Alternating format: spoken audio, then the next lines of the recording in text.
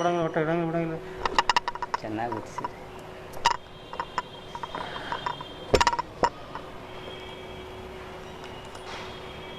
ಪಂಚಾನನಮುಖೋದ್ಭೂತಾನ್ ಪಂಚಾಕ್ಷರಮನೋಪಮಾನ್ ಪಂಚಸೂತ್ರಃ ಕೃತೋ ವಂದೇ ಪಂಚಾಚಾರ್ಯಾನ್ ಜಗದ್ಗುರೂನ್ ವಿಶ್ವೇಶಲಿಂಗಸಂಭೂತಂ ವಿಶ್ವವಿದ್ಯಾವಿಬೋಧಕಂ ವಿಶ್ವವಂದ್ಯಂ ಸದಾ ವಂದೇ ವಿಶ್ವಾರಾಧ್ಯಂ ಜಗದ್ಗುರುಂ. ತ್ರೈಲೋಕ್ಯಸಂಪದಾಲೇಖ್ಯ ಸಮುಲ್ಲೇಖನವಿತ್ತಯೇ ಸಚ್ಚಿದಾನಂದರೂಪಾಯ ಶಿವಾಯ ಬ್ರಹ್ಮಣೇ ನಮಃ. ಬ್ರಹ್ಮೇತಿ ವ್ಯಪದೇಶಸ್ಯ ವಿಷಯಂ ಯಂ ಪ್ರಚಕ್ಷತೆ ವೇದಾಂತಿನೋ ಜಗನ್ಮೂಲಂ ತಂ ನಮಾಮಿ ಪರಂ ಶಿವಂ.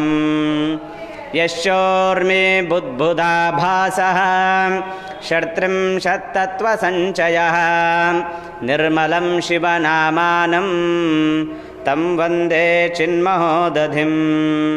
ಯದ್ಭಾಸಾ ಭಾಸತೆ ವಿಶ್ವಂ ಯತ್ಸುಖೇನಾನುಮೋದತೆ ನಮಸ್ತಸ್ಮೈ ಗುಣಾತೀತ ವಿಭವಾಯ ಪರಾತ್ಮನೆ.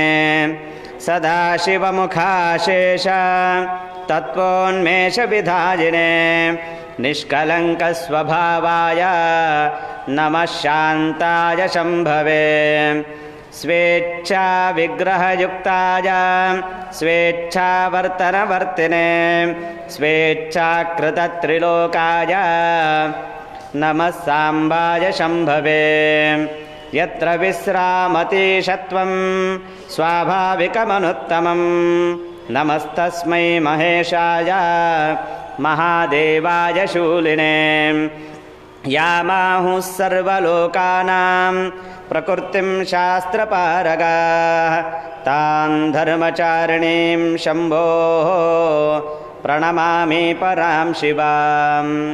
ಯಯಾ ಮಹೇಶ್ವರಃ ಶಂಭುರ್ನಾಮರೂಪಾದಿಸಂಯುತಃ ತಸ್ಯೈ ಮಾಯಾಸ್ವರೂಪಾಯೈ ನಮಃ ಪರಮಶಕ್ತಯೇ. ಶಿವದ್ಯಾದಿಸಮುತ್ಪನ್ನಾ ಶಾಂತ್ಯಾತೀತಪರೋತ್ತರಾಂ ಮಾತರಂ ತಾಂ ಸಮಸ್ತಾನಾಂ ವಂದೇ ಶಿವಕರೀಂ ಶಿವಾಂ. ಇಚ್ಛಾಜ್ಞಾನಾದಿರೂಪೇಣ ಯಾ ಶಂಭೋರ್ವಿಶ್ವಭಾವಿನೇ ವಂದೇ ತಾಂ ಪರಮಾನಂದ ಪ್ರಬೋಧಲಹರೀಂ ಶಿವಾಂ. ಅಮೃತಾರ್ಥಂ ಪ್ರಪನ್ನಾನಾಂ ಯಾಸು ವಿದ್ಯಾಪ್ರದಾಯಿನೇ ಅಹರ್ನಿಶಮಹಂ ವಂದೇ ತಾಮೀಶಾನಮನೋರಮಾಂ. ತತೋ ವಿವೇಕಸಂಪನ್ನೋ ವಿರಾಗೇ ಶುದ್ಧಮಾನಸಃ ಜಿಜ್ಞಾಸುಃ ಸರ್ವಸಂಸಾರ ದೋಷಧ್ವಂಸಕರಂ ಶಿವಂ. उपैति लोकविख्यातं लोभमोहाविवर्जितं आत्मतत्त्वविचारज्ञं विमुक्ताविषयभ्रमं शिवसिद्धान्ततत्त्वज्ञं छिन्नसन्देहविभ्रमं सर्वतन्त्रप्रयोगज्ञं धार्मिकं सत्यवादिनं कुलक्रमागताचारं कुमार्गाचारवर्जितं शिवध्यानपरं शान्तं शिवतत्त्वविवेकिनं भस्मोद्धूलननिष्णातं भस्मतत्त्वविवेकिनं त्रिपुण्ड्रधारणोत्कण्ठं धृतरुद्राक्षमालिकं लिङ्गधारणसंयुक्तं लिङ्गपूजापरायणं लिङ्गालिङ्गयोगतत्त्वज्ञं निरूढाद्वैतवासनं लिङ्गाङ्गस्थलभेदज्ञं श्रीगुरुं शिववादिनं सेवेत परमाचार्यं शिष्यो भक्तिभजान्वितः षण्मासान् वत्सरं वापि यावदेष प्रसीदति प्रसन्नं परमाचार्यं भक्त्या मुक्तिप्रदर्शकं प्रार्थयेदग्रतः शिष्यः प्राञ्जलिर्विनयान्वितः भो कल्याणमहाभागा शिवज्ञानमहोदधे आचार्यवर्यसम्प्राप्तं रक्ष मां भवरोगिणम् इति शुद्धेन शिष्येण प्रार्थितः परमो गुरुः शक्तिपातं समालोक्य दीक्षया योजयेदमुम् दीयते च शिवज्ञानं क्षीयते पाशबन्धनं यस्मादतः समाख्याता दीक्षेतीयं विचक्षणैः सा दीक्षा त्रिविधा प्रोक्ता शिवागमविशारदैः वेदारूपा क्रियारूपा मन्त्ररूपा च तापसा गुरुरालोकमात्रेण हस्तमस्तकयोगतः यः शिवत्वसमावेशो वेदादीक्षेति सा मता मान्त्री दीक्षेति सा प्रोक्ता मन्त्रमान्त्रोपदेशिनी कुण्डमण्डलिकोपेता क्रियादीक्षा क्रियोत्तरा शुभमासे शुभतिथौ शुभकाले शुभेहने विभूतिं शिवभक्तेभ्यो दत्त्वा ताम्बूलपूर्वकं यथा विधि यथा योगं शिष्यमानीय देशिकः स्नातं शुक्लाम्बरधरं दन्तधानवपूर्वकं मण्डले स्थापयेच्छिष्यं प्राङ्मुखं तमुदङ्मुखः शिवस्य नाम कीर्तिं च चिन्तामपि च कारयेत् विभूतिपट्टं दत्त्वाग्रे यथा स्थानं यथा विधि पञ्चब्रह्ममयैस्तत्र स्थापितैकलशोदकैः आचार्यः समपृथ्विग्भिः त्रिशिष्यामभिषिञ्चयेत् अभिषिञ्च गुरुः शिष्यम् आसीनं परितः शुचिं ततः पञ्चाक्षरीं शैवीं संसारभयतारिणीं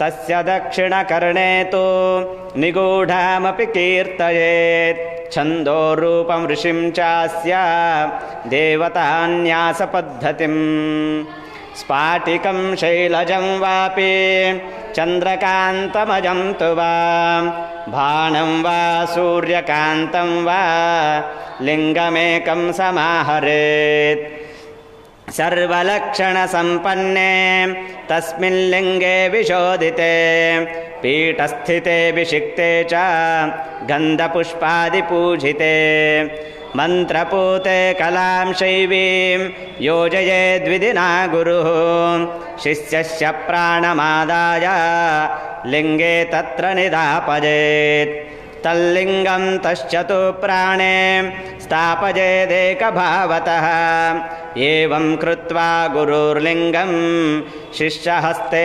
निधापयेत् प्राणवद्धारणीयं तत् प्राणलिङ्गमिदं तव कदाचित् कुत्रचिद्वापि न विवोजयदेहतः यदि प्रमादात् पतिते लिङ्गे देहान्महीतले प्राणान् विमुञ्च सहसा प्राप्तये मोक्षसम्पदः इति सम्बोधितश्चिष्यो गुरुणा शास्त्रवेदिना धारयेच्छाङ्करं लिङ्गं शरीरे प्राणयोगतः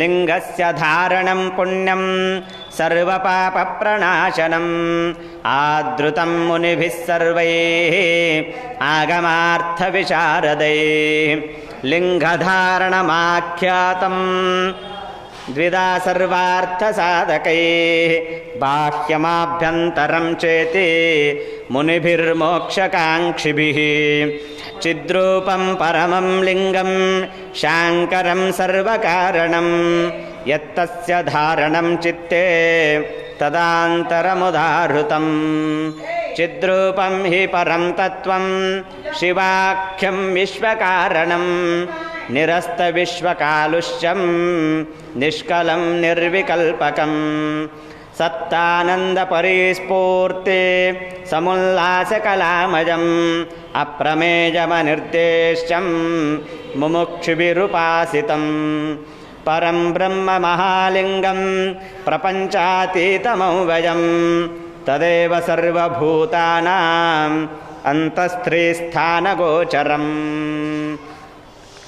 मूलाधारे च हृदये भ्रूमध्ये सर्वदेहिनां ज्योतिर्लिङ्गं सदा भाति यद्ब्रह्मेत्याहुरागमा अपरिच्छिन्नमव्यक्तं लिङ्गं ब्रह्म सनातनम् उपासनार्थमन्तस्थं परिच्छिन्नं स्वमायया लयं गच्छति यत्रैव जगते तच्चराचरं पुनः पुनः समुत्पत्तिं तल्लिङ्गं ब्रह्म शाश्वतं तस्माल्लिङ्गमिति ख्यातं सत्तानन्दचिदात्मकं बृहत्वाद् बृहणत्वाच्च ब्रह्मशब्दाविधेयकम् आधारे हृदये वापि भ्रूमध्ये वा निरन्तरं ज्योतिर्लिङ्गानुसन्धानम् आन्तरं लिङ्गधारणम् आधारे कनकप्रख्यं हृदये विद्रुमप्रभं भ्रूमध्ये स्फाटिकच्छायं लिङ्गं योगी विभावयेत् निरुपाधिकमाख्यातं लिङ्गस्यान्तरधारणं विशिष्टं कोटिगुणितं बाह्यलिङ्गस्य धारणात् ये धारयन्ति हृदये लिङ्गं चिद्रूपमैश्वरं न तेषां पुनरावृत्तिः घोरसंसारमण्डले अन्तर्लिङ्गानुसन्धानम् आत्मविद्यापरिश्रमः गुरूपासनशक्तिश्च कारणं मोक्षसम्पदां वैराग्यज्ञानयुक्तानां योगिनां स्थिरचेतसाम् अन्तर्लिङ्गानुसन्धाने रुचिर्बाह्येन जायते। जयमङ्गलं जय नमः पार्वतीपतये शिव हर हर महादेव। श्रीमज्जगद्गुरु पंचाचार्य महाराज की जय। श्रीमज्जगद्गुरु विश्वाराध्य शिवाचार्य महाराज की जय। श्रीमज्जगद्गुरु विश्वेश्वर शिवाचार्य महाराज की जय। श्रीमज्जगद्गुरु डॉक्टर चंद्रशेखर शिवाचार्य महाराज की जय। भगवती विशालाक्षन्नपूर्णा सहित भगवान विश्वनाथ महाराज की जय। सकल साधु संत महाराज की जय। जय मंगलम जय नमः पार्वती पतये शिव हर हर महादेव।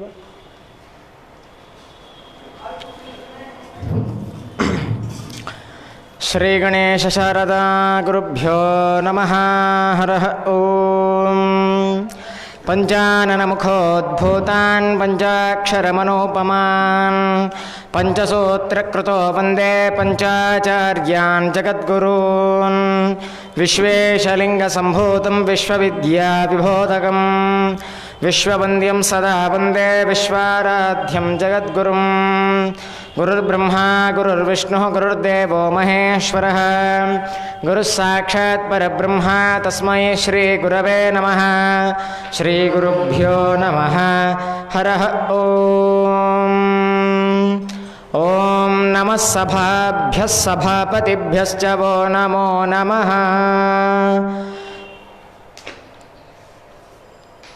गंगैव तीर्थं स्मरयेव धन्वे वित्तं तु विद्यैव गुणास्तु रूपम् मासेषु सर्वेषु तथैव साक्षात् मासोत्तमोऽयं पुरुषोत्तमो हि मासोत्तमोऽयं पुरुषोत्तमो हि जय मंगलम जय हर नमः पार्वती पतये शिव हर हर महादेव। श्रीमज्जगद्गुरु पंचाचार्य महाराज की जय। जगद्गुरु विश्वाराध्य शिवाचार्य महाराज की जय। जगद्गुरु डॉक्टर चंद्रशेखर शिवाचार्य महाराज की जय। जय मंगलम जय हर नमः पार्वती पतये शिव हर हर महादेव।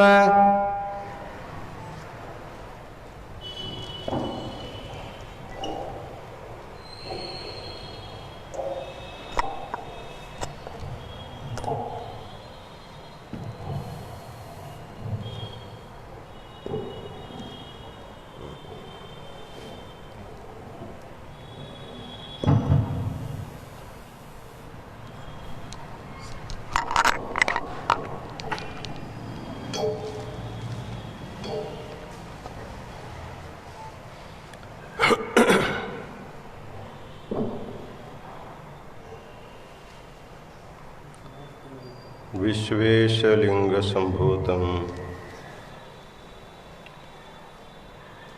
विश्वविद्याविबोधकं विश्ववन्द्यं सदा वन्दे विश्वाराध्यं जगद्गुरु।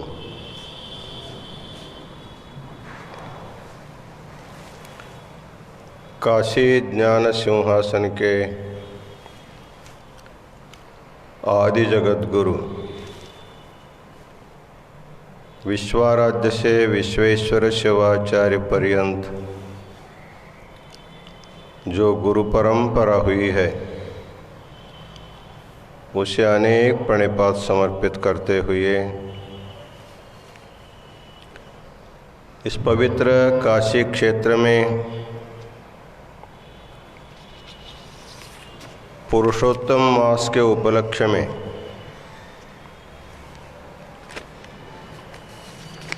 प्रतिदिन प्रातःकाल में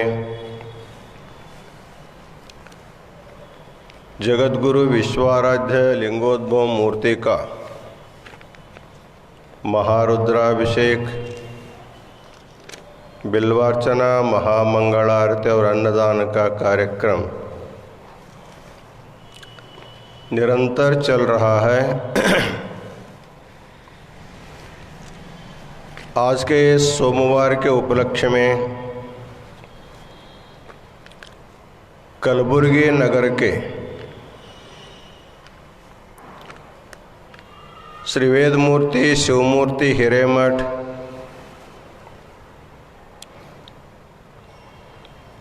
उसका चिरंजीवी संतोष शिवमूर्ति हिरेमठ, सौ उमा हिरेमठ का परिवार खूब लंबा चौड़ा है। सबको अनंत मंगल आशीर्वाद प्रदान करते हैं। बेळगाव नगर के फकीरप्पा मानवी, सौ सुरेखा मानवी, इन दंपति को भी पूजा के लिए अनंत मंगल आशीर्वाद। मुंबई नगर से श्रीमती सुलोचना सदाशिव जंगम, इन्होंने भी पूजा किया है, उनको भी अनंत मंगल आशीर्वाद। पुणे नगर के श्री विकास अशोक मस्कर, सौ सुनीता विकास मस्कर, चिरंजीव ओंकार, इस परिवार को भी अनंत मंगल आशीर्वाद प्रदान करते हैं।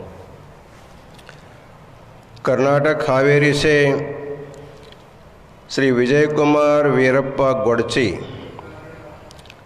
सौ प्रेमा विजय कुमार गोडचे और संपूर्ण गोडची परिवार को भी अनंत मंगल आशीर्वाद प्रदान करते हैं। इंगलहಳ್ಳಿ के श्रीमती अन्नपूर्णा शरणಯ್ಯ हिरेमठ, श्री शिवयोगಯ್ಯ शरणಯ್ಯ हिरेमठ, सौ नीलम्मा शिवयोगಯ್ಯ हिरेमठ, इस हिरेमठ परिवार को भी अनंत मंगल आशीर्वाद। सांगली के श्री सुभाष चौगुले, सौ रंजना सुभाष चौगुले, चिरंजीवी सचिन, सौ सुजाता, इस चौगुले परिवार को भी अनंत मंगल आशीर्वाद प्रदान करते हैं। उमरगा नगर के श्री शिवानंद ईरसंगप्पा माशाळकर, सौ मीनाक्षी शिवानंद माशाळकर,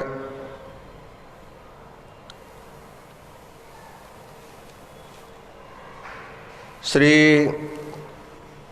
स्वप्निल सौ निहारिका माशाळकर, इनको भी अनंत मंगल आशीर्वाद। परली वैजनाथ से श्री चन्नबसप्पा कोळूरे, सौ प्रभावती, इनको भी अनंत मंगल आशीर्वाद प्रदान करते हैं।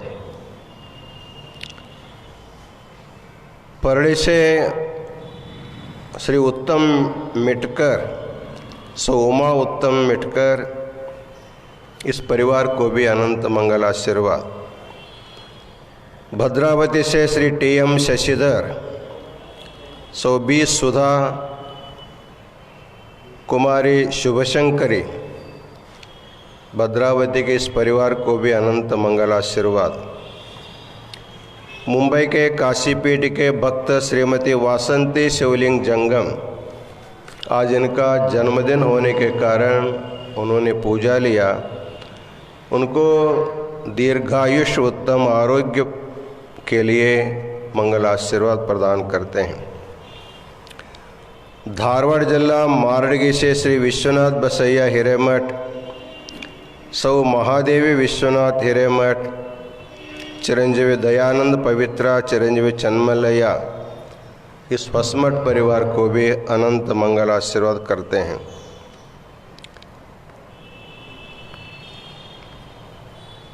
अहमदपुर से धोंडीराज भुजंगराव लोहारे, सौ पुष्पा धोंडीराज लोहारे, इस परिवार को भी अनंत मंगल आशीर्वाद प्रदान करते हैं।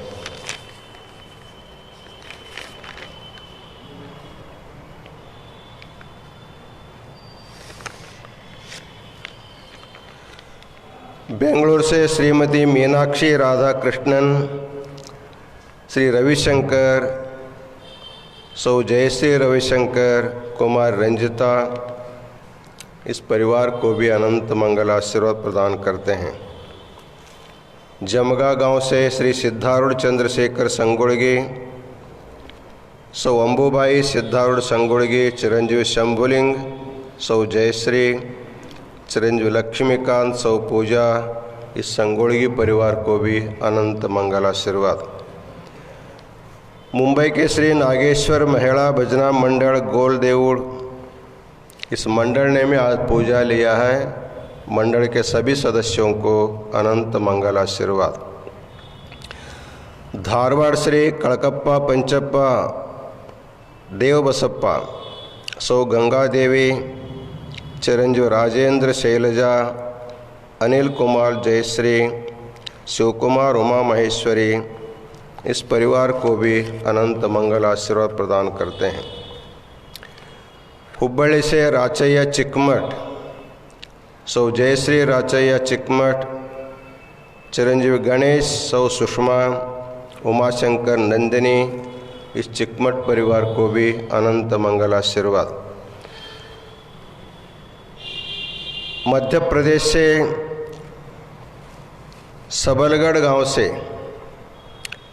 श्री रामजीलाल जंगम गोस्वामी, सौ राधा देवी, श्री श्याम सुंदर नीलम देवी, घनश्याम किरण देवी, राहुल प्रीति देवी, इस मध्य प्रदेश के जंगम परिवार को भी अनंत मंगल आशीर्वाद प्रदान करते हैं। गदग अडनूर बृहन्मठ के श्री शटस्थल ब्रह्म पंचाक्षरी शिवाचार्य बृहन्मठ, इनके भी आज पूजा रहे, उनको उत्तम आरोग्य और परिपूर्ण आयुष्य भगवान प्रदान करें, ऐसे मंगल आशीर्वाद प्रदान करते हैं। उसी प्रकार मदगानूर गांव के श्री आनंदया दानैया विरक्त मठ, सौ लक्ष्मी आनंदया विरक्त मठ, इस परिवार को भी अनंत मंगल आशीर्वाद प्रदान करते हैं। आज सोमवार होने के कारण 21 भक्तों की पूजा रही, इन सब भक्तों को फिर एक बार अनंत मंगल आशीर्वाद प्रदान करते हैं।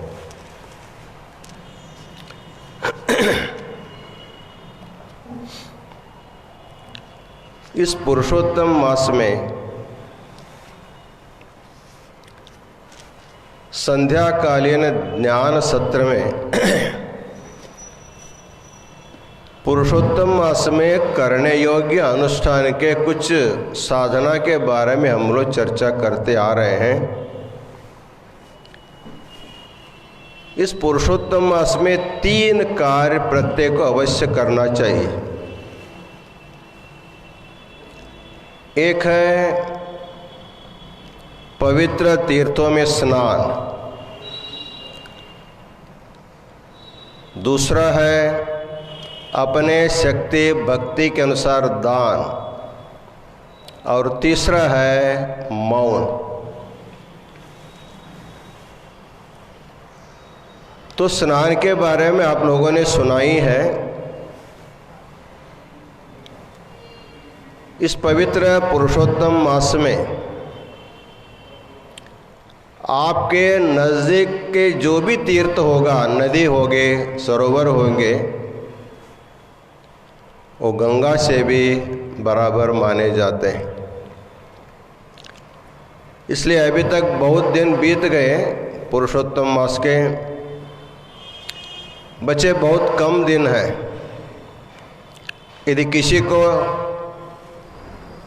किसी तीर्थ में, नज़दीक में तीर्थ में स्नान करने का सुअवसर मिल जाए, अवश्य जा कर के अपने तन मन की शुद्धि के लिए प्रत्येक व्यक्ति को तीर्थ का स्नान करना चाहिए।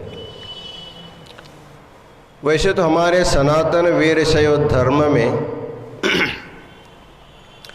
जो गुरुपाद तीर्थ होता है वो सभी तीर्थों से श्रेष्ठ तीर्थ माना जाता है। महाराष्ट्र के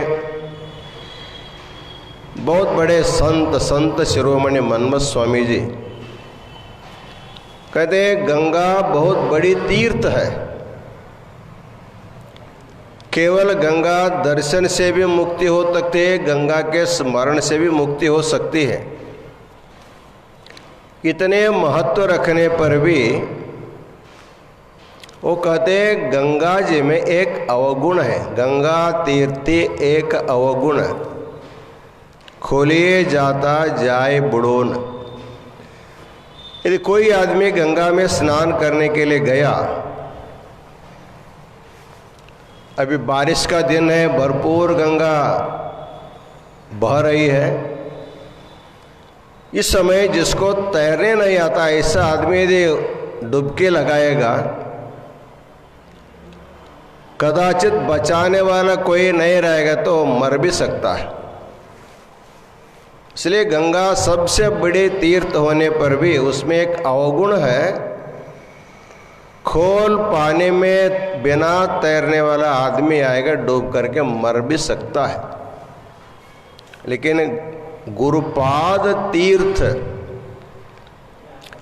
गंगा तीर्थ सभी श्रेष्ठ माना जाता है। इस तीर्थ में डूबकर कोई मरता नहीं, सभी को इससे तारण हो जाता है। इसलिए आप पे किसी को किसी तीर्थ में जाना संभव नहीं है, आपके गुरु यदि नज़दीक है तो गुरु के पास जाइए, उनके पाद मस्तक पर रख करके आप स्नान कर लीजिए। आपका सभी तीर्थों में स्नान करने का पुण्य आप लोगों को मिल जाता है। अभी कोरोना के कारण वो भी बहुत मुश्किल है। गुरु शिष्य के पास आने के लिए डरता है, शिष्य गुरु के पास जाने के लिए भी डरता है, क्योंकि ऐसे भयानक रोग है, किससे किसको लगता है क्या मालूम नहीं है। यदि समझ लीजिए आपको कहीं जा करके तीर्थ स्नान करना संभव भी नहीं है, हमने बोला आपको मंत्र स्नान अपने इष्ट मंत्र का जप करते हुए सभी तीर्थों को आपके घर के पानी में आवाहन करके उतने ही भाव से, मैं गंगा में स्नान कर रहा हूँ, मैं त्रिवेणी में स्नान कर रहा हूँ, मैं गंगा सागर में स्नान कर रहा हूँ, इस भाव से यदि स्नान करेंगे आपको वो फल अवश्य मिल जाता है। इसलिए स्नान का बहुत बड़ा महत्व है। बचे हुए दिनों में किसी न किसी प्रकार आपको पवित्र स्नान अवश्य कर लीजिए। दूसरा जो है दान, दान की चर्चा हम लोग करते आ रहे हैं। कहा जाता है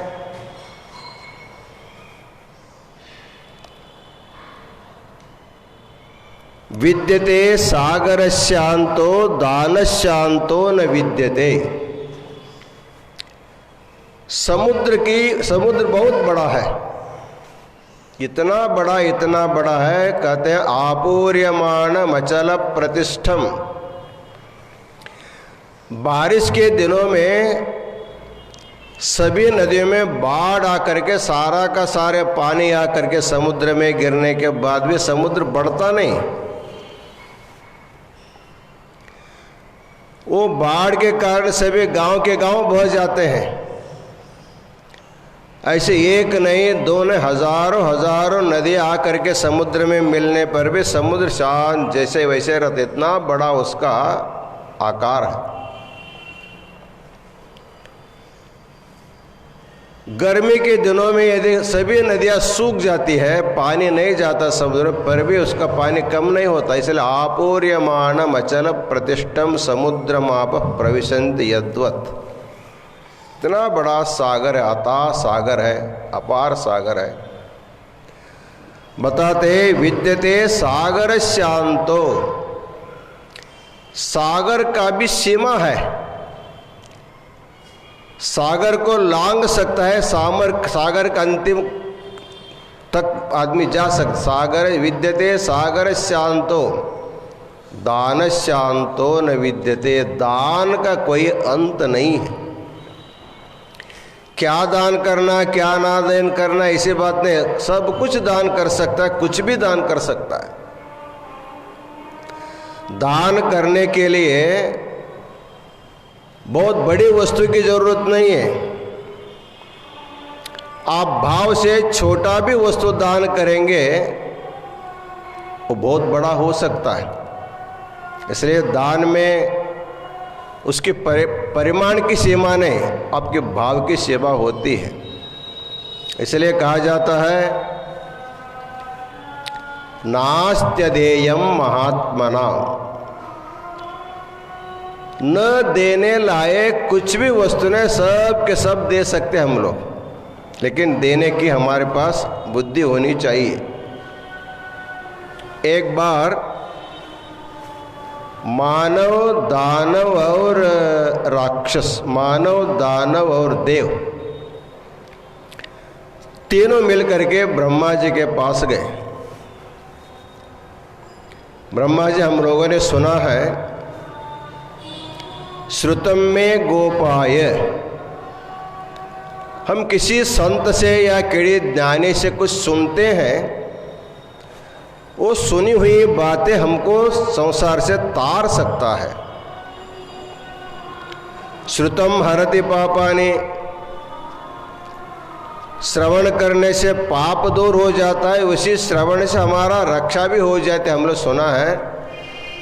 इसलिए हमारे पास समय बहुत कम है, हम लोग बहुत व्यस्त आदमी हैं, फिर भी हम थोड़ा समय लेकर के आपके पास आए हैं। हमको ज़्यादा उपदेश नहीं, आप तो चतुर्वेदी है,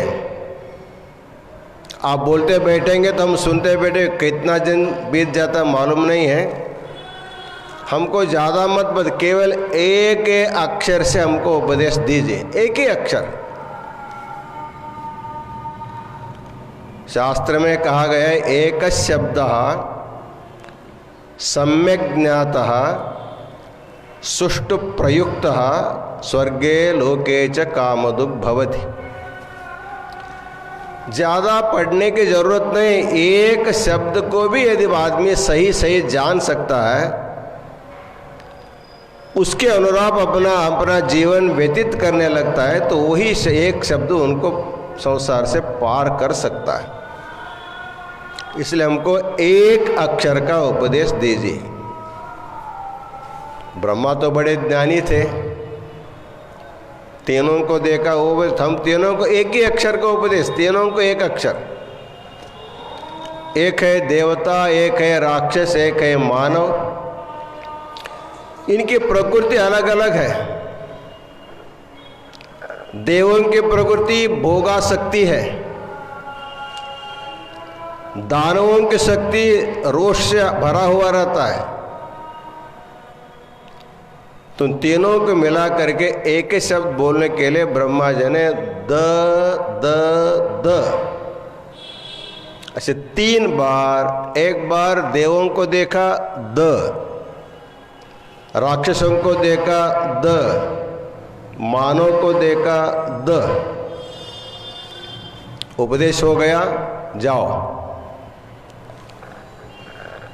मांगने तो मांगे एक अक्षर का उपदेश, लेकिन समझ में नहीं आए उन लोगों को। बोला आपने सबको एक ही अक्षर बोला, हम अलग अलग स्वभाव के हैं, लेकिन हम इस अक्षर का अर्थ क्या समझेंगे। तब ब्रह्मा जी ने बोला, देवों को उद्देश्य करके, द का अर्थ होता है दम, अंतर इंद्रिय निग्रह।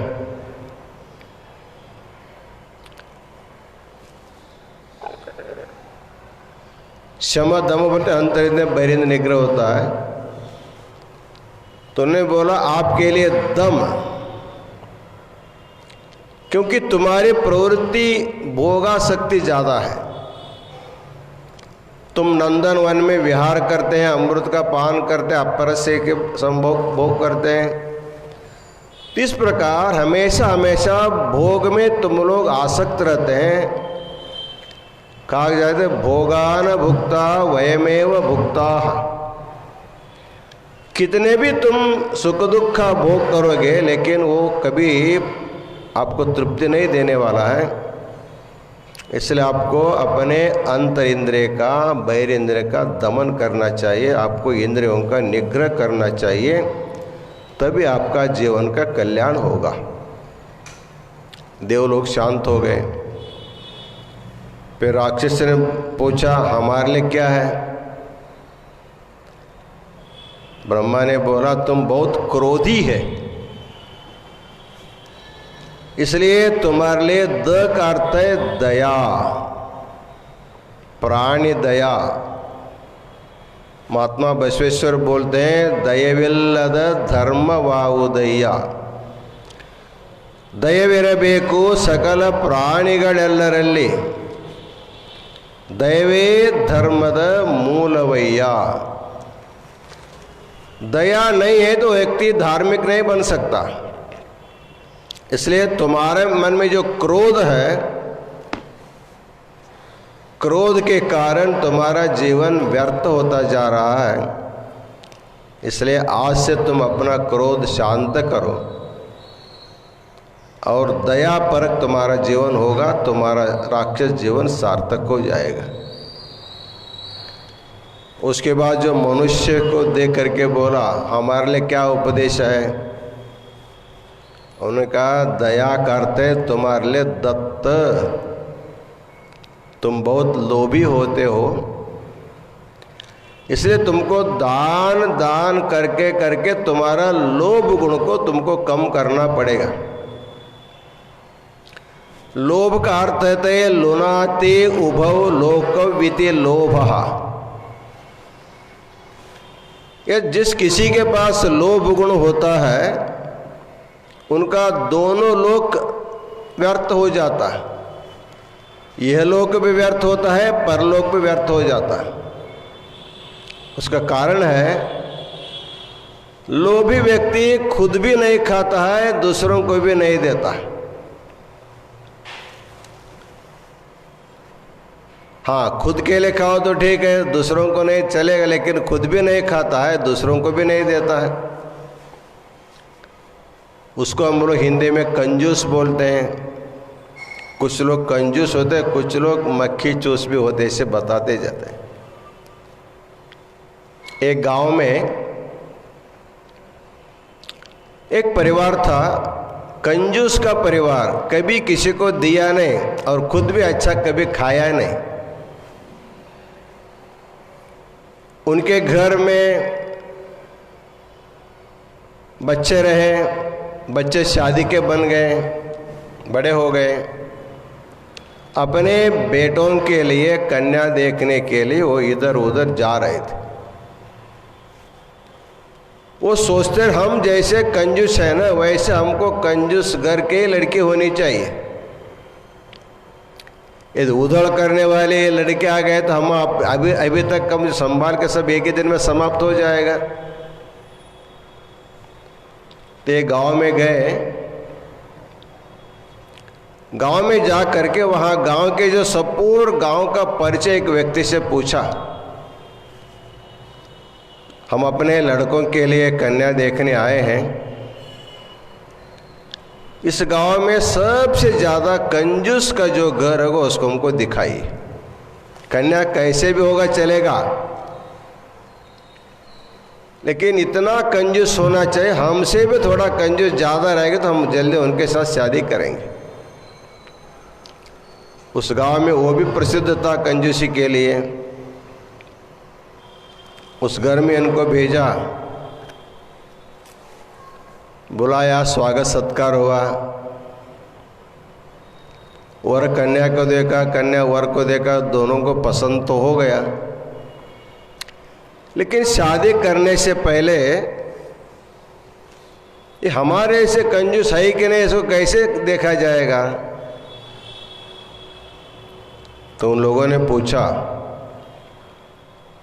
देखो भैया, हम बहुत कंजूस हैं, हम कंजूस की लड़की के साथ ही हमारे बच्चे के शादी करना चाहते हैं, इसलिए हम कैसे कंजूस हैं आपको बताएंगे। हमारे घर में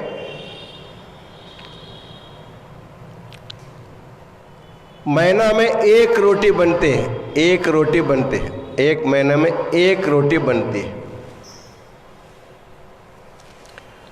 एक रोटी को हम सब लोग एक महीने में खाते हैं, इससे ज़्यादा नहीं खाते। उन्होंने पूछा, एक रोटी महीना भर कैसे खाते हैं? तो लोग बोले, मैं थोड़ा सा झाड़ रोटी बनाते हैं, थोड़ा मोटी रोटी, उसको बहुत कड़क सेक देते हैं। जब हम लोग खाने के लिए बैठते हैं ना, सब लोग टेबल पर बैठते हैं, एक थाली में पानी रखते हैं और रोटी लाते हैं, उसमें भुजा करके डुबो करके फिर रख देते हैं। बाद में हम लोग पानी पीते हैं। रोटी ऐसे रहता है, ऐसे रोज डुबो के, सुबह शाम डुबो के वो एक महीने में एक रोटी ख़त्म हो जाता है, फिर नई रोटी हम लोग बनाते हैं। ऐसे हम लोग कंजूस है। आप कैसे हैं, आपका ख्याल कैसा है? कहा, अरे हम आपसे भी बड़े कंजूस। आप तो महीना में एक रोटी खाते हैं, हमारे घर में कई साल हो गए एक ही रोटी हम लोग खा रहे हैं, लेकिन रोटी जैसे वैसे ही है, उसमें कुछ भी थोड़ा भी इधर उधर नहीं हुआ। उन लोगों ने पूछा, आप कैसे खाते? फिर साल भर होता है, कई साल हो गए तो एक रोटी खत्म नहीं, फिर भी आप खाते हैं। उन लोगों, आप जैसे बैठते ना, हम वैसे बैठते खाने के लिए। बहुत बड़ा पानी का पात्र रखते हैं, आप उसमें रोटी को डुबाते हैं, हम डुबाते नहीं, रोटी की छाया पानी में देखते हैं। जब रोटी की छाया थाली के पानी में गिरता है, उसको देखते हैं, रोटी निकाल के रखते हैं, उस पानी को हम लोग पी जाते हैं। इस प्रकार हमारे दादा परदादाओं ने इसी पानी पीते पीते हम भी वैसे पी रहे, आगे ऐसे चलने वाले। तो लोग, हाँ, हमारा तुम्हारा जमता है। समानशील व्यसनेषु सख्यम। तो इतना कंजूस, इतना लोभी होना नहीं चाहिए। उससे क्या होगा, यह लोक में तुमने अच्छा खाया नहीं, अच्छा पहना नहीं, अच्छे जिंदगी जिया नहीं, भरपूर संपत्ति लेकर क्या करेंगे? मरने के बाद संपत्ति को ले जाता है कोई। धनानि भूमो पशवश्य गोष्ठे नारी गृहद्वारे जना श्मशाने देहश्चितायाम परलोक मार्गे धर्मानुगो गच्छति जीव एकः।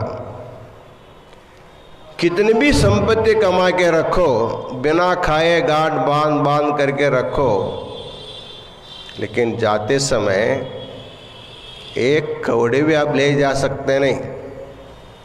इसलिए मृत्यु ऐसी चीज है, एक बार थप्पड़ मार करके आपको ले जाएगा तो सारा का सारा यहीं रह जाता है।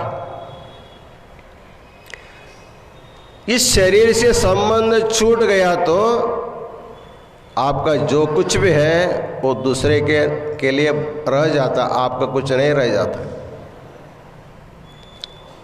यदि मरने के बाद आप शरीर छोड़ के जाओगे, समझ लीजिए यमदेव की कृपा होगी आपके ऊपर। अभी आपका शव संस्कार किया नहीं है, ऐसे रख करके सब लोग रो रहे हैं। उसी समय यदि तुम उसमें प्रवेश कर जाओगे, आंख खोलेंगे, मैं आ गया चिंता मत करो बोलेंगे तो सब घर छोड़ करके भाग जाएंगे। अरे ये तो भूत होकर के आ गया। 10 मिनट पहले जिसको अपने माँ बाप कुछ बोलते रहे, वही शरीर छोड़ के जा करके फिर वापस आएंगे तो उसके ऊपर आपका विश्वास नहीं होता है। इसलिए जो लोभी व्यक्ति होता है वो इस लोक को भी खराब कर लेता है बिना खाए पिए,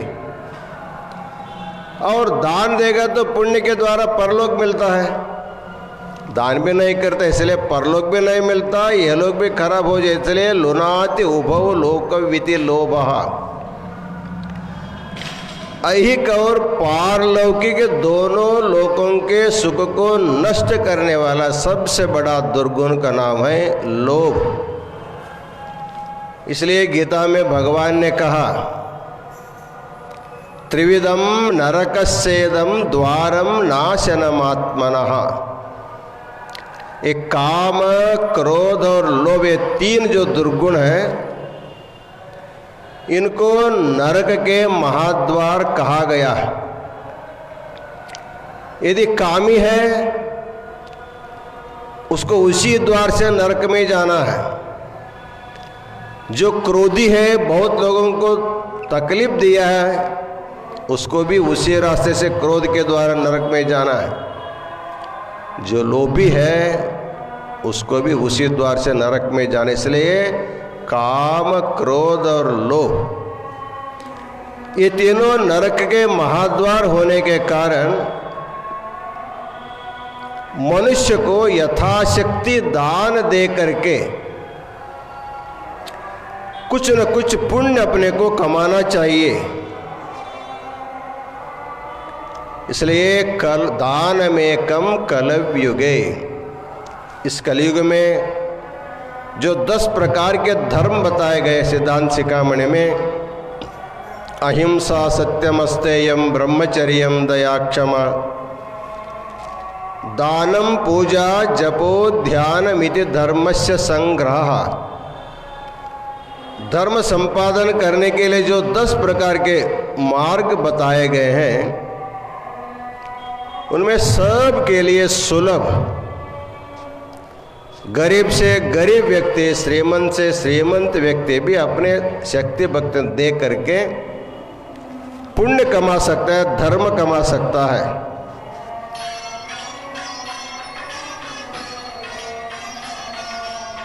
इसलिए प्रत्येक व्यक्ति को अपने शक्ति और भक्ति के अनुसार अवश्य दान देना चाहिए। शास्त्र में कहा गया है, दानम भोगो नाशः तिस्रो गतयः भवन्ति वित्तस्य यो न ददाति न भुंक्ते तस्य तृतीया गतिर्भवति। शास्त्रकारों ने चिंतन किया है धन का क्या उपयोग हो सकता है, धन का प्रयोजन क्या है। कहते हैं दानम, भोगः और नाशः, 3 गति धन के होते हैं। सबसे श्रेष्ठ गति है दान, दूसरा है भोग, अपने लिए कुछ सुख भोग करो, तीसरा है नाश, यदि दान भी नहीं करते हैं, उसका उपयोग नहीं करते हैं तो वो नष्ट हो जाता है। तो कहते हैं यो न ददाति न भुंक्ते, जो देता नहीं है और खुद भी उसका उपभोग नहीं करता, उसका नाश हो जाता है, जैसे रखता वैसे उसका नष्ट हो जाता है। इसलिए संपत्ति का संपादन करने के बाद उसमें कुछ हिस्सा होता है, धर्म का हिस्सा होता है, राजा का हिस्सा होता है, चोर का हिस्सा होता है, अग्नि का हिस्सा होता है। ऐसे चिंतन किया गया। पहला हिस्सा धर्म को,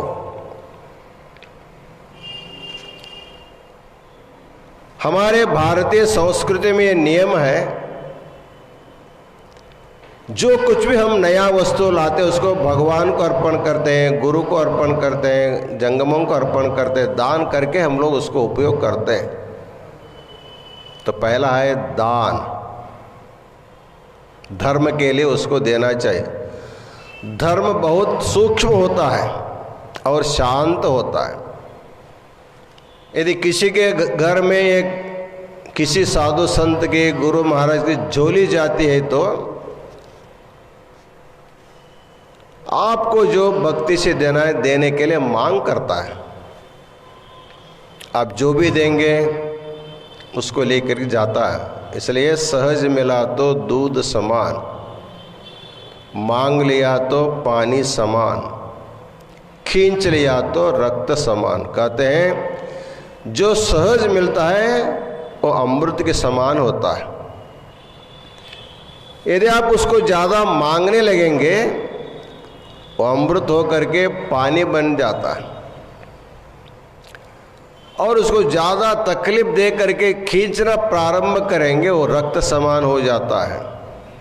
इसलिए लेने वाले को सदा संतुष्ट होना चाहिए।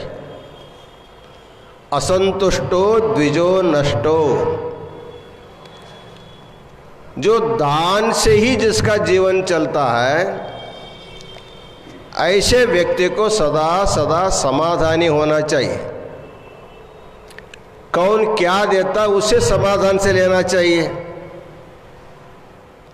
दान लेने का 2 प्रकार होते हैं, या तो अपने लिए दान लेता हो या तो समाज के लिए दान लेता हो। दान लेने वाले व्यक्ति के मन में बहुत बड़ा सहनशीलता होनी चाहिए। कोई मान भी दे सकता है, कोई अपमान भी कर सकता है। काशी में जो बनारस हिंदू विश्वविद्यालय की जो स्थापना हुई है, इसकी स्थापना करते समय महामना मदन मोहन मालवीय एक गरीब ब्राह्मण था। उनके पास संपत्ति नहीं थी, उनके पास विचार था। वैश्विक ज्ञान को सबको देना चाहिए। काशी में विश्वविद्यालय की स्थापना होनी चाहिए। उसके लिए हजारों एकड़ जमीन चाहिए, करोड़ों करोड़ों रुपया चाहिए, लेकिन इनके पास कुछ भी नहीं है। एकदम खाली हाथ का ब्राह्मण। प्रयाग क्षेत्र में बहुत बड़ा कुंभ मेला लगा था। उस समय इनको पहली घोषणा करनी थी, मैं काशी में हिंदू विश्वविद्यालय की स्थापना करना चाहता हूँ, मेरे झोले में जो भी देगा उसको मैं श्रद्धा से ले लूँगा। ऐसे जैसे ही भाषण करके नीचे उतरा स्टेज से झोली लेकर के, वहाँ एक सामने बैठे एक वृद्धा स्त्री आई, उन्होंने 1 रुपया उनके झोली में डाल दिया। 1 रुपया। काम कितना बड़ा है। विश्वविद्यालय की स्थापना करना, हजारों एकड़ जमीन चाहिए, करोड़ों रुपया चाहिए, लेकिन 1 रुपया दान दिया। मालवीय ने उस माता का पैर छू करके नमस्कार किया और उस रुपये को भी नमस्कार किया। उन्होंने कहा, जिन्होंने मांगते मांगते दे दिया, तुर्त दान महापुण्य बताते हैं। आज का ये रुपया करोड़ करोड़ रुपए से भी ज़्यादा है, ऐसे उन्होंने समझ लिया। बाद में बहुत सारे राजा महाराजाओं से दान धर्म लिया। एक बार दान लेने के लिए हैदराबाद जाता नवाब के पास, उस समय जा करके राजा से मांगा, मैं काशी में हिंदू विश्वविद्यालय की स्थापना करना चाहता हूँ, इसलिए आप अपने ढंग से मुझे दान दीजिए। वो तो मुस्लिम राजा था, हिंदू शब्द सुनते थोड़ा भड़क उठा, लेकिन देना चाहिए उसको अपमान करने जैसे देना चाहिए करके उठा, अपने पैर का एक जूता निकाला और मालवीय जी के झोले में डाल दिया। देखिए, 1 रुपया लेते समय जितना आनंद से लेता, इसको जूता भी उतने आनंद से लिया, वो अपमानित नहीं हुआ। उस जूते को लेकर के 4 मीनार चौक में गया, जा करके उसको लीलाव में लेकर खड़ा होगा, ये महाराज का जूता है, जो भी लेगा उसको सवाल। ये बात जब राजा को मालूम हुआ, नवाब को, उन्हें अपने दरबारी को भेजा, सबसे ज़्यादा बोली लगा करके उस जूते को वापस ले आओ। उन्होंने कई 1000 रुपये बोली लगाया और जूते को वापस ले गया। यहाँ कहने का तात्पर्य है, समाज के लिए यदि कोई हाथ में जो लेकर के मांगता है तो इससे बड़ा कोई पुण्य काम नहीं है। लेकिन ऐसे मांगते समय तो आदमी को अपमान सहन करना पड़ता है। धरेगे याचनेगिंद लघुतरम उंटे, मांगने से आदमी का सारा मान चला जाता है। मांगना जो खराब वस्तु है, लेकिन समाज के मांगते हैं। तो मदन मोहन मालवीय ने अपने झोली से हजारों एकड़ जमीन जमा किया, करोड़ों करोड़ रुपए पैसा इकट्ठा करके आज विश्व प्रसिद्ध हिंदू विश्वविद्यालय की स्थापना किया। हमें बोलने के लिए बहुत आनंद होता है। काशी में जंगमबाड़ी मठ भी बहुत प्रसिद्ध जमींदार मठ था। उस समय सभी जमींदार के पास जैसे मालवीय जी गए, वैसे हमारे जंगम बाबा जगतगुरु शिवलिंग शिवाचार्य महाराज जी के पास भी आए जमीन मांगने के लिए। हमारा जंगमपुर गांव था, 365 एकड़ जमीन मठ का रहा। जैसे ही मालवीय जी जमीन मांगा, हमारे महाराज जी शिवलिंग शिवाचार्य 100 एकड़ जमीन उनके झोले में डाल दी। 100 एकड़ जमीन। आज जंगमपुर के उस जमीन पर विश्वविद्यालय है। ये किसका फल है? दान का फल है। काशी जंगमवाड़ी मठ को काशी नरेश ने दान दिया था। उसी जमीन को महाराज ने फिर विश्वविद्यालय के दान दे दिया। दान से कितना बड़ा काम होता है, इसलिए हर एक आदमी को अपने ढंग से दान देना चाहिए। तो इसलिए पहला धर्म जो होता है बहुत सौम्य होता है, उसको सत्कार करना चाहिए। कुछ लोग धर्म को तिरस्कार कर देते हैं, देते नहीं। इन लोगों के काम नहीं, धाम नहीं, सुबह से उठते ही जो लेकर के आते हैं मांगने के लिए करके कितने लोग धर्म को तिरस्कार कर देते हैं। जब पहले का जब तिरस्कार होगा, दूसरा आता है हमारे पास वो है राजा। राजा तो अभी नहीं है। राजा का अर्थ होता है जो इनकम टैक्स वाले होते हैं ना, वही है सब के राजा है। वो आते हैं, आपके पास इतना संपत्ति है, कहाँ से आया, क्या क्या किया। उस समय सब चाबी उनको दे करके मुझे छोड़ दीजिए, इतने नौबत आ जाती है। पहले दिए होते कुछ कम रहता, ये नौबत नहीं आती। लेकिन धर्म का तिरस्कार करने से राजा क्रुद्ध होकर के उसके पास आता है। लेकिन बहुत से लोग बहुत होशियार होते हैं,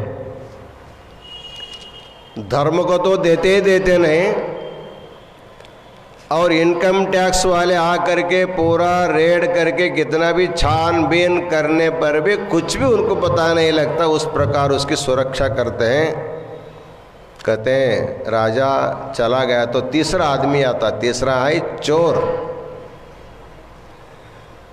बहुत आश्चर्य होता है, हम अपने घर में रखे वस्तु हमको जल्दी नहीं मिलता, लेकिन कहीं से आकर के रातों रात आकर के जहाँ संपत्ति उसी को लेकर के भाग जाता है। इसलिए महात्मा बसवेश्वर बोलता है, जो चोर आता है ना, वो चोर नहीं, वो साक्षात भगवान ही होता है। एक बार महात्मा बसवेश्वर के घर में भी चोर आया था। उनके पत्नी के गले में एक सुवर्ण के हार बना के डाला था। महात्मा बसवेश्वर का एक सिद्धांत था, अन्नदೊಳಗೊಂದು ಅಗುಳ, ವಸ್ತ್ರದೊಳಗೊಂದು ಎಳೆಯ, ಹೊಣ್ಣಿನೊಳಗೊಂದು ಒರೆಯ, ಇಂದೆಂಗೆ ನಾಳೆಂಗೆ ಎಂದನಾದೊಡೆ ನಿಮ್ಮಾಣೆ ನಿಮ್ಮ ಪ್ರಮಥರ ಆಣೆ। अर्थात मैं अन्न का भी संग्रह नहीं कर सकता, वस्त्र का भी संग्रह नहीं करता, स्वर्ण का भी संग्रह नहीं करता, ऐसे प्रतिज्ञा किया था। लेकिन पत्नी के वजह से उनको सोने का हार बना करके देना पड़ा होगा। उसी दिन उनके घर में चोर घुसा था। चोर ने सोचा हम किस वेशभूषा में जाने से हमको हानि नहीं होगी। उन्होंने एक भगवा ड्रेस डाला, जंगम का वेश डाला, और एक बड़ा बैंगन लिया, उसको कपड़े में लपेट कर उसको गले में बांध लिया जैसे लिंग के जैसे।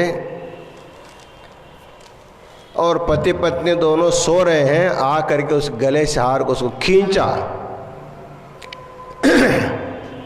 जैसे खींचा वो चिल्लाने लगी, चोर चोर। महात्मा बसवेश्वर उठ गए, देखा एक कावीधारी जंगम पत्नी के गले से हार को खींच रहा है, पत्नी उसको इधर खींच रही है। महात्मा बसवेश्वर बोले उसको दे दो, ये चोर नहीं है, चोर मैं हूँ। इसलिए हमारे घर में यदि चोरी करने आया है तो भगवान कूडल संगम देव ही है करके उनको दे के सम्मान किया। अर्थात हम संग्रह करके रखेंगे, धर्म को भी नहीं देंगे, राजा को भी नहीं देंगे, तो तीसरा जो चोर हमारे घर में आ जाता है, संपत्ति को चुरा के ले जा सकता है। कुछ लोग इतना भी होशियार होते हैं, चोर घर में घुस करके रात भर ढूंढने पर भी उसको कुछ भी नहीं मिलता, इस प्रकार को उसको सुरक्षा करके रखते हैं। तो बोलते हैं उसके बाद उसके घर में आग लग जाती है, जहां रखते वहां सारा का सारा जल जाता है। आजकल विज्ञान का युग है, हम फायर प्रूफ करके रख सकते हैं। पूरा घर जल जाने के बाद भी हमारी संपत्ति नहीं जल सकते, इसे हम सुरक्षित रख सकते हैं। तब क्या होगा? मतलब हम धर्म को भी नहीं देंगे, सरकार को भी नहीं देंगे, चोर के हाथ लगने नहीं देंगे, आग लगने पर भी जलने नहीं देंगे। इतनी सारी सुरक्षा करके हम लोग संपत्ति का संपादन करके रखेंगे तो आगे क्या होगा? बोलते आगे इससे भयानक होता है। इससे भयानक क्या होगा? जब धन जाने के सारे रास्ता आपने बंद किया है तो आपके घर में एक ऐसा संतान की उत्पत्ति होगी, आपको देखते देखते आपके संपत्ति को सारा का सारा संपत्ति हो जाए लुटा देता है, नष्ट कर दे सकता है। उस समय आप कुछ भी नहीं बोल सकते क्योंकि बच्चा है। दुर्व्यवहार में, दुराचार में पैसा इतना लुटाएगा, इतना लुटा देगा, आपका सारा का सारा पैसा को समाप्त कर देता है। इसलिए शास्त्र में कहा गया है घर में अच्छे बच्चों का जन्म होना चाहते हो, घर में आग का प्रकरण नहीं होना चाहते हो, घर में चोरी कभी नहीं होना ऐसे सोचते हो तो दो काम अवश्य करना चाहिए। धर्म का सम्मान करना चाहिए और यथोचित सरकार को भी टैक्स के रूप में देना चाहिए। जो धर्म को देगा, धर्म का प्रचार होगा, सबको धर्म गुरु लोग समझाएंगे, बच्चे धर्म समझेंगे तो धर्म के अनुसार चलते रहेंगे। सरकार को देंगे तो सरकार सारी व्यवस्था करेगी, फिर चोरी करने का नौबत नहीं आ जाती है।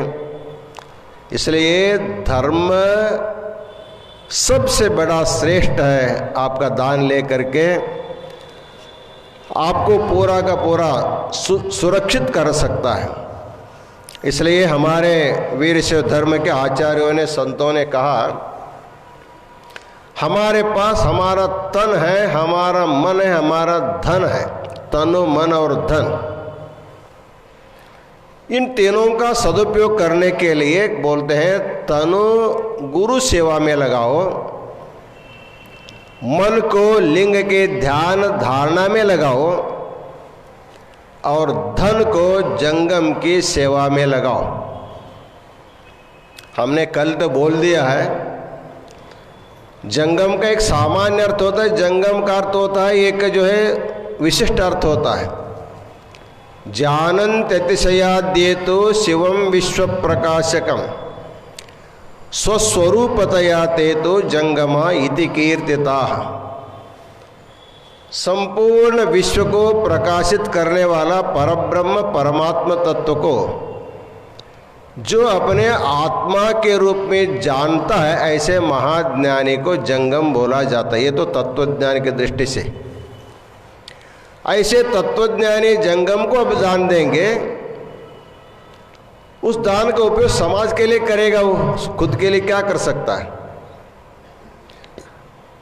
इसके अतिरिक्त भी जो भी जंगम है, जंगम मतलब चेतन में जीव है, चाहे कृमि से लेकर के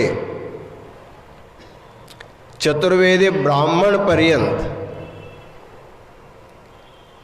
जो भी जीव जंतु है मनुष्यों में, किसी न किसी व्यक्ति के लिए अपनी संपत्ति का उपयोग हो जाए, इससे बड़ा भाग्य दूसरा कुछ नहीं हो सकता है। इसलिए एन केन प्रकारेण यस्य कस्यापि देहिनः संतोषम रचयेत प्राज्ञः तदेवेश्वर पूजनम। ईश्वर की पूजा का मतलब केवल मूर्ति की पूजा नहीं, किसी न किसी प्रकार से एक जीव का संतुष्ट आप करेंगे, वही ईश्वर की सेवा मानी जाती है। इसलिए इस पुरुषोत्तम मास में सब लोगों को तीर्थ स्नान करना, अपने शक्ति भक्ति के अनुसार दान अवश्य करना है। 33 पदार्थों का दान तो अवश्य आप कर ही लीजिए। इसके अलावा हमारे शास्त्र में दान के लिए पुराने दान तो है ही है, भूदान है, गोदान है, कन्यादान है, सुवर्ण दान है, ये तो प्राचीन दान है। आजकल विज्ञान ने और दानों का आविष्कार किया है, जैसे नेत्र दान है, रक्तदान है, किडनी का दान है, लिवर का दान है, चर्म का दान है। इतना है नहीं, अंत में देह दान भी आदमी कर सकता है। इसलिए नास्त्य देयम महात्मना, न देने जैसे कुछ भी नहीं है, लेकिन देने का आपका मन है तो आप कुछ भी दे सकते हैं। इसलिए इस पुरुषोत्तम मास में दान का महत्व जान करके सब लोगों को दान देना चाहिए। कहा जाता है हस्तस्य भूषणम दानम, सत्यम कंठस्य भूषणम, श्रोत्रस्य भूषणम शास्त्रम, भूषणैः किम प्रयोजनम। प्रायः मनुष्य आभूषण प्रिय होता है। हाथ का भूषण क्या है? हाथ का भूषण है दान। हस्तस्य भूषणम दानम, सत्यम कंठस्य भूषणम, कंठ में सोने का हार पहना भूषण नहीं, सत्य बोलना कंठ का भूषण है। श्रोत्रस्य भूषणम शास्त्रम, कानों का आभूषण क्या है? आप लोग बैठ कर सुन रहे हैं ना, यही आभूषण है। शास्त्रों का श्रवण करना एक कानों का आभूषण है। हमारे ख्याल से देश विदेश से सभी भक्त इस पुरुषोत्तम मास के उपलक्ष्य में 1 घंटा आप जो श्रवण कर रहे हैं, आपके कानों का इतना कीमती आभूषण आपको मिला है, इससे बड़ा आभूषण दूसरा कुछ भी नहीं हो सकता है। इसलिए दान अवश्य करो। साथ ही साथ हमने बोला है कि मौन भी धारण करना चाहिए। तो मौन बहुत बड़ा व्रत है, इसके बारे में फिर हम कल चिंतन करेंगे। तीर्थों में स्नान करो, शक्ति भक्ति के अनुसार दान करो। दान करते समय प्रेम से करो, जितना भी करो प्रेम से दान करो। दानम प्रियावाक सहितम, प्रेम पूर्वक दिया हुआ छोटा भी दान सबसे बड़ा हो सकता है। इसलिए पुरुषोत्तम मास को सार्थक करने के लिए आप लोग अपने जीवन को धर्मानुष्ठान में लगाएं। इन वचनों के साथ हम अपना आशीर्वचन पूर्ण करते हैं। आज मुंबई के वासंती जंगम का जन्मदिन होने के कारण फिर एक बार उनको मंगलाश्रम प्रदान करते हुए सभी दानी भक्तों को फिर एक बार मंगलाश्रम प्रदान करके हम अपना आशीर्वचन पूर्ण करते हैं। ओम शांति शांति शांति।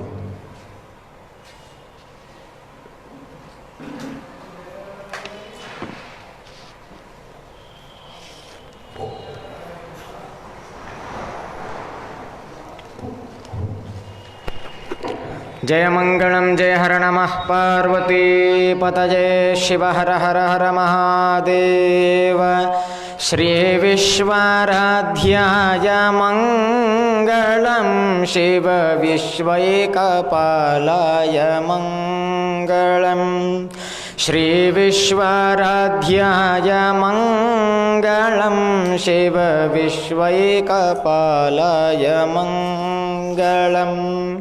विश्वेशजाताय विश्वादिबीजाय श्री विश्ववन्द्याय मंगलम शिव विश्वैकपालाय मंगलम। चरवृन्दवन्द्याय मंगलम वरचरनीतिबोधाय मंगलम। गुरुरूपधाराय गुरुराजराजाय परिपूतदेहाय मंगलम शिव विश्वैकपालाय मंगलम। भवमूलभङ्गाय मंगलम शिव शिवलिङ्गसङ्गाय मंगलम। भवमङ्गलाङ्गाय पिङ्गचूडाय कवितुङ्गसेव्याय मङ्गलं शिव विश्वैकपालाय मङ्गलं काशीपुरेशाय मङ्गलं कविकाशीनाथेशाय मङ्गलम् क्लेशापहराय पाशप्रमोचाय श्रेषाधिमान्याय मङ्गलं शिव विश्वैकपालाय मङ्गलं श्रीविश्वाराध्याय मङ्गलं शिव विश्वैकपालाय मङ्गलं शिव विश्वैकपालाय मङ्गलं शिव विश्वैकपालाय मङ्गलम् आनन्दमानन्दकरं प्रसन्नं ज्ञानस्वरूपं निजबोधरूपं योगेन्द्रमेढ्यं भवरोगवैद्यं श्रीमद्गुरुं नित्यमहं नमामि श्रीमद्गुरुं नित्यमहं नमामि विश्वेशलिङ्गसम्भूतं विश्वविद्याविबोधकं विश्ववन्द्यं सदा वन्दे विश्वाराध्यं जगद्गुरुं जयमङ्गलं जय हर नमः पार्वतीपतये शिव हर हर महादेव श्रीमज्जगद्गुरु पंचाचार्य महाराज के जय।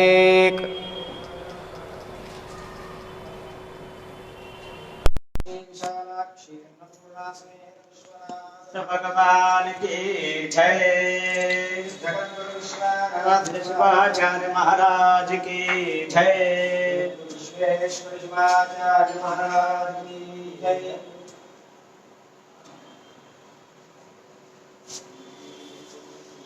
ओम हिरण्यपात्रं मधो पूर्णं दधाति मदव्यो सानीति एकधा ब्रह्मणो वहति एतदेव यजमानायुस्तेजो दधाति। श्री विश्वनाथ महास्वामिने नमो नमः।